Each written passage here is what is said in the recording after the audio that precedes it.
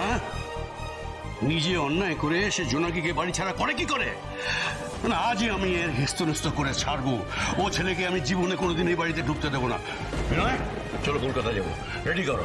না, অজয়ের সঙ্গে দেখা করে আমি এর বোঝাপড়া করবো, তারপরে আমি শান্ত হবো।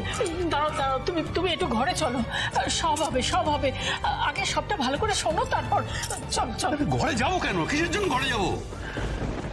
শিলাকে আমি নিয়ে এলাম, যারা শিলার ভক্ত তারা উপস্থিত থাকবে না? এত বড় একটা অঘটন ঘটে গেল, তোমরা সব চুপচাপ থাকলে কি করে? এই যে বড় বৌমা, এসব মেনে নিলে কি করে তোমরা? এই যে জামাই, কি ব্যাপার? কেউ একটা প্রতিবাদ করলে না, সব চুপচাপ থাকলে। হ্যাঁ বাবা, আপনি শান্ত হন বাবা। কি শান্ত হবো আমি? আপনি ক্লান্ত, আপনি বিশ্রাম করুন, ঘরে যান বাবা। না না, বাড়ির পরিস্থিতি মোটেও ভালো না।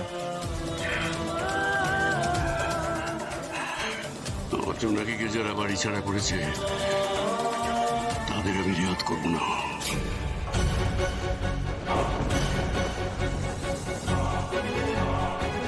এই কথা আমি ভুলে গেলাম তোমাদের সবাইকে।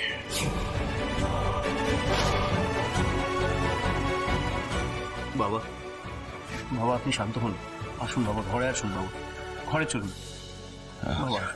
চলো চলো ঘরে চলো। কাউকে ধরতে হবে না, আমি নিজে যেতে পারবো। ছাড়ো আমাকে, ছাড়ো। কি হয়েছে গো আনন্দদা? জোনাকিকে কে বাড়ি ছাড়া করলো? অনেক ঘটনা ঘটে গেছে রে বিনয়, তোদেরকে ফোনে সবকিছু আমি জানাতে চাইনি। পরিস্থিতি খুব খারাপ, মানে সব বুঝিয়ে বলছি তো। তো ধ্রুব এসে গেছে। ধ্রুব, বাবা ফিরে এসছেন, বুঝতেই পারছিস।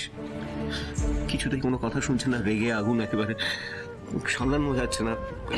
কি করবো বুঝে উঠতে পারছি না। তুই একটু যা, তুই একটু বুঝিয়ে বল গিয়ে, জানা। সরি পিপা, কোনো মন ভোলানো কথা আমি দাদুকে বলতে চাই না।